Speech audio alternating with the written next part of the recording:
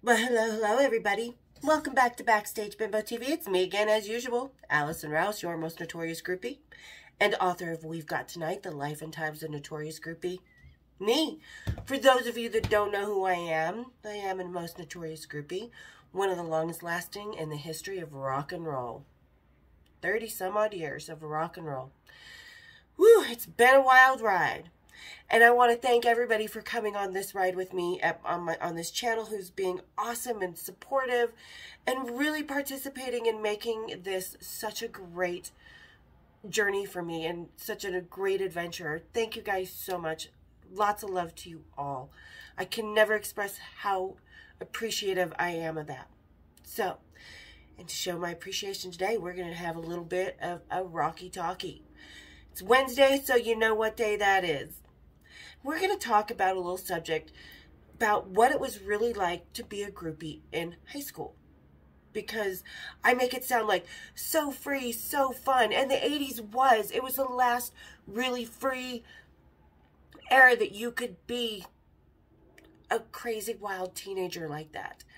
So, and today, of course, we're going to do one of our locals, one of our best locals, Ketos, top 3 for sure. This is their coconut stout. Absolutely delicious. Love it, love it, love it. You know how I love my locals. So if you guys see these guys, grab them. They have great IPAs. They have great stouts. They just came out with a brand new sour, blackberry sour that is delish. So everybody grab whatever it is you're drinking. Kick up your heels. Let's have a little rocky talkie, shall we? Cheers, big ears. Oh, such a great coconut stout. Not overwhelming on the coconut. Just like I said, I'm so lucky to live in a city with some amazing brewers and brew houses. An amazing beer community. So, like I said, if you're ever in Salt Lake City, hit them up. All right. So, like I said, we're going to talk about what it was really like to be a groupie in high school. Because like I said, I make the 80s sound fun, and we were having fun with the bands. And it was the 80s, and we could get away with more, and it was like summertime, even when you were standing knee-deep in the snow. It was just that kind of feeling that you get when you're just getting out of school for the summer, and you have absolutely the whole world open to you. But when you're in school is a whole different story. You know, because being in high school is not easy for anyone, whether you're a jock, a geek, or whatever the labels are now or then. You know, these were our labels then that were, you know, shit you have to go through as a teenager. I mean, you're going through enough as a teenager inside yourself. So having to deal with the crap at school is even harder for a lot of people. And as a groupie, I was the school slut. Despite the fact I only dated one guy from my high school, whom I incidentally dated years later when I came back to Salt Lake City after John died. Real slutty of me, I know. So, you know, I was the school slut, even though I wasn't sleeping with anybody except for the one guy, and that took me a year before of being at that school that I came to, because I came to this school. I went to Brighton High School, which I will put a picture at the end of the video. I can only find Ariel. I'll find a couple from my yearbook, because it was a crazy school. Like, had circled hallways and 2 buildings and stuff. And I lived right across the street from my high school, which made it easy to slough. Which slough is a Utah word for skipping school. So, but so, you know, and I would go to the parties and have parties, and all the popular people, all the cool rockers and jocks would be at these parties because my mom left us alone for a summer. So, you know, the first year, and I was still hanging out with bands, but I got a reputation at school because everybody, like, I can tell you which videos from the 80s, live videos, were shot in Salt Lake City, because when they scanned the crowd in the front row, there's half of fucking Brighton High School right there. Because we were an East Side kind of rich kid high school. You know, it was a joke that the kids drove better cars than the teachers. And not that it was called Snob Hill, but everybody I knew, we weren't snobs. And It's not that we didn't have a ton of money. We were all comfortable enough growing up, and that's neither here nor there. But that's the kind of pressure you're facing. You've got, like, all the guys who drive the Porsches from 16 Candles or Pretty in Pink, you know, the Blakes and all that. And it's like, that's what my high school was like.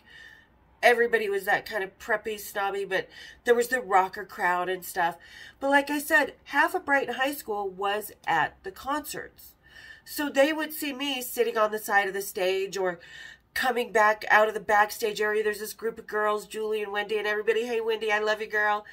And they would see me. They'd be like, Allison. So by the time I'd get back to school a day or two after the concert or whatever, there'd be all kinds of rumors, all kinds of looks in the hallway like I was a slut and she fucked all of Motley Crue. Oh, God, no, just Nikki Sixx, man. And I'd say that. I wouldn't bullshit around. I talk the same then as I do now. And so it was really hard being singled out. And even my closest friends, Jerry and Michelle and Christine, were backstabbing, two-faced. You know, they'd be super good friends with me when Motley Crue was in town, when whatever band they wanted to see was in town. But the second, oh, no, no, no, we don't want your reputation. Well, I don't know how I'm getting reputation as being the school slut. And even the teachers at the time, because we had a teacher that had previously been in Playboy magazine, Miss Lees. And the students gave her a hard time. So imagine being the current slut of the school. You know, she was a former slut. And everybody gave her shit. And I really liked her. I thought she was a good teacher. And, you know, she was a really nice person. But nobody saw that because, and same with me. Like I said, it was hard with the teachers because I even had my accounting teacher said, listen, because I needed extra help. I was having problems getting this one part down. And I said, can I meet you before school tomorrow so I can, you know, figure this out? You can give me the help that I need.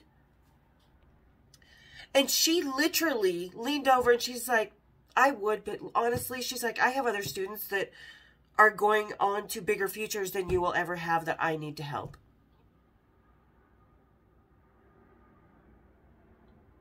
Excuse me? So that kind of really knocked me. I mean, between the kids and some of the teachers talking like that, that just knocked it. And, you know, my senior year in high school alone, I was going to beauty college in the daytime. And we'll get to that in a second because, you know, I decided I wanted to go to beauty college. And I had gotten kicked out of Brighton High School because I was busted by one of the vice principals from my high school because I moved from a small town of 500 people to a high school of 3,000 people. You know, this was such a huge shock to me. So all of a sudden gaining this reputation within the first year I was there without even dating anybody was so hard enough from the students. And now the teachers and basically telling me I was worthless, except for my art teacher. He was, and my drama teacher, they were so awesome because they saw that I had talent and saw that I was actually a normal human being, you know, despite the reputation. So that really kind of threw me for a loop. And one time I've talked about in the first Def Leppard video that I did, how Kristen and I were busted by Dr. Burt, who literally looked like Beaker from the Muppets. Never do acid and, oh, look at that guy. Because that happened. Yeah, I did acid in high school and went to, yeah, health class. Oh. On the day CPR training happened. Not a good day. Anyway, so, you know, we're hanging out with Def Leppard and run into Dr. Burt, and I'm like, oh, shit. So I got kicked out of Brighton High School. But it didn't faze me because, like I was saying a second ago, I was enrolling into beauty college. I was still an A and B student. I'm not stupid or anything. But, you know, when the teachers tell you you're not worth their time, you kind of give up on yourself. You kind of start to back away. And especially as a teenager, you just want to be with the people who make you feel safe and comfortable and seen. And that, for me in high school, ended up being the rockers. So you know, after being busted, I had to go in the next Monday morning with my mom, and he's like, well, you just had so many absences and you've sloughed so much and this and that. He's like, so we're just going to put you on suspension. And I got home and I talked to my mom. I said, I want to go to beauty college anyway. I was 17 years old, a senior in high school. I ended up going to beauty college, transferring to an alternative high school. So it was beauty college in the day, directly to high school at night, was working at Burger King and hanging out with bands. So for those motherfuckers who leave the faceless, nameless, non-verified purchase reviews that I'm stupid and I should have stayed in school, I was staying in school and I had great grades. And I want to know what you were doing your senior year. Because that's what I was doing. 2 different schools, working and partying harder than any high school kids. And, you know, work hard, play hard. That was kind of my thing. So, you know, and all my friends were kind of pulling away from me, and I didn't do anything to them. Like, they would blow me off on nights that we were supposed to go to parties, and I would end up getting in my car and going to that party by myself and walk in, and they'd be, oh my God. And oh, hey, all that fake bullshit. So it was just really hard being isolated, so that I isolated myself. I left high school. But I finished. I got my diploma through GED. I was working towards my beauty college degree. Like I said, I was working at Burger King. So I had a full plate. While most of those people were just getting drunk, fucking the football team, and going to school, living off mommy and daddy's dime. And my mommy and daddy had a few dimes, but I didn't live off anybody's dime. I wanted to work at Burger King. I wanted to set a career path for myself. And, you know, I didn't finish beauty college because I ran away to Seattle. So my lust for adventure and everything. And, you know, when you're that kind of person in high school and you're not conforming to whatever clique or crowd that you're pigeonholed to, you're always going to be belittled and talked about. When you don't fit the typical norm of what somebody wants you to fit within whatever clique or genre they want you to be a part of, you're always going to get that backlash, that talking shit, that fear that turns into hate and anger, the fear of the different, the fear of, you know, being true to yourself. And that's what I always was. And you know what? It hurt a lot back in high school, but I look back at it and I think, I don't know a single one of those fucking people from high school except for Tracy and Wendy. That's it. None of those people really mattered. And I knew that even then because, like I said, I had a whole different social circle cushion within the Rockers where I felt safe, where I felt valued, where I felt respected and protected, like you should among your friends and your teachers. I didn't have that at Brighton High School. So just even going to class during the day, I would end up sitting in the back and being really quiet so that when I took, you know how they used to do those big aptitude tests and you spend like 3 hours doing these tests in one class and then the next you take your lunch break and then you spend another 3 hours finishing them and they get the results for the whole school and all that. I was actually pulled in to the principal's office because I had the 3rd highest score in the school. Wasn't that I was stupid, it's because you had shitty teachers. And it drove me crazy because they were like, well, we need you to take this again. You cheated. I'm like, how the fuck do I cheat on this? You're filling in the dots. You don't know it's coming. Maybe, just maybe the quiet one in the back that you think is the slut was actually listening. And if you look at my actual grades, this is no shocker. So I was even belittled by the staff. And pigeonholed to, oh, she fucks a lot of rock stars, so she's a dumb whore. And honestly, that attitude, most people never left high school as far as that's concerned. Did they? We all know those people. Those people put shit down in the comments that I delete real quick or that YouTube deletes because they still have to have a fear that eats them alive of the not normal, the not conventional, or the unexpected. And I feel sorry for those people, and I did then. But like I said, it wasn't easy. I had to have a strength that most girls at my age don't have. Not just to go to school and deal with the teachers and the other students all the time, but I had to have a whole grown-up side to me to be living the rock star life, and to be going to beauty college and high school and working and partying all at the same time. So most people were just so busy being kids, while I was kind of not really being as much as a kid as I could have been, because I didn't go to the dances. I went to one high school dance because I asked the guy, and he told me how much he liked me and wanted to date me again, but his friends gave him shit. Oh, you didn't get laid? She fucks anything. Ha ha ha ha ha. No, sweetie, I fuck rock stars, not high school boys. Except for the one.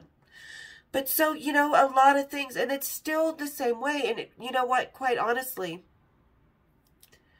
we all know the line on the song, never cared for games they played. And that was derived, that's 100% derived from me and Danny talking to Metallica about the band game that our cousin had just called it, and how we found it so funny. So for me, as far as that's concerned, the band game is still the big inhibitor in my life, because a lot of people haven't left high school as far as their judgmental ways go. So I guess high school was kind of my training ground for what I had to go through after John died and stuff. And for many years, because honestly, in the 80s, we still were not to the point where women could be whoever they wanted to be, sexually or professionally or personally or whatever. In the 80s, there was still expectations for genders. So made it even harder, because the women are still judged as sluts and slut-shamed, and the guys are applauded for being conquest playboys. So, you know, I guess high school, like I said, was kind of my training ground for what was to come in my life, and how I was going to be handling things in the future and perceived in the future. And it's still not fun. It's still hard. And that the high school girl in me still comes out in like hermits and hides because of it. A lot of people are like, well, you're not on social media all over the place doing... No, this is hard enough for me to do. I was made so shy, and so... because people only saw this one dimension of me. They didn't see the girl who was working her ass off and wanting a future for herself and taking it by the reins and making her life hers. No, they just saw the slut, and they still do. But... so there you guys go. That's what it was like being a groupie in high school. Yeah, it was fun when I was with the bands, because I was free to be myself, to be who I wanted, and I wasn't being judged. I was being adored for being this fun little crazy sarcastic mouth girl, you know. Yay. That was awesome. But when you went back to high school, you were being judged, even though everybody in high school were bigger sluts than me. Please. The one girl that got pregnant in our class was super Mormon. Unfortunately, she died giving birth, which that was sad, but it's always the one you least expect that's going to be the bigger closet slut, right? Yeah, I've always worn my badge loud and proud. So, there you guys go. There's a little bit more. I'm sure we all went through some sort of crazy peer pressure or insecurities or insignificancies in high school. And it's because kids are setting that up on ourselves. And today, it hasn't changed. You know what I mean? In society, we're still like that, unfortunately. With the media and stuff, with the falsehoods about groupies and the rose-colored glasses and stuff, and still putting men on pedestals for being the playboy and the women for being the whores type of thing. It hasn't changed. So, high school still sucks, people. But nobody here does. I totally love everybody here that's enjoying and having fun. So thank you guys for not being high school. You guys rock. So there you go. There's what it was like being a groupie in high school. It wasn't the easiest thing in the world. It took a lot of strength to make my choices. And to have so much on my plate at once and be able to balance it and get that diploma. I did it. So, like I said, for you haters for my Amazon, what were you doing in high school? What? The basketball team? Yeah, sure you were. I go big or go home, so that's why I was doing the rock stars. All right, guys. Don't forget to hit that subscribe button for you guys who are just haunting this page. I see you on my analytics and on my stats. I know who you are.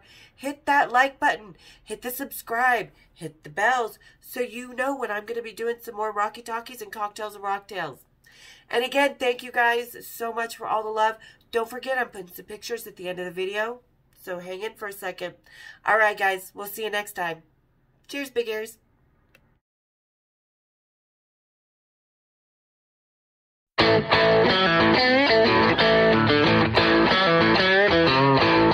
Thank you.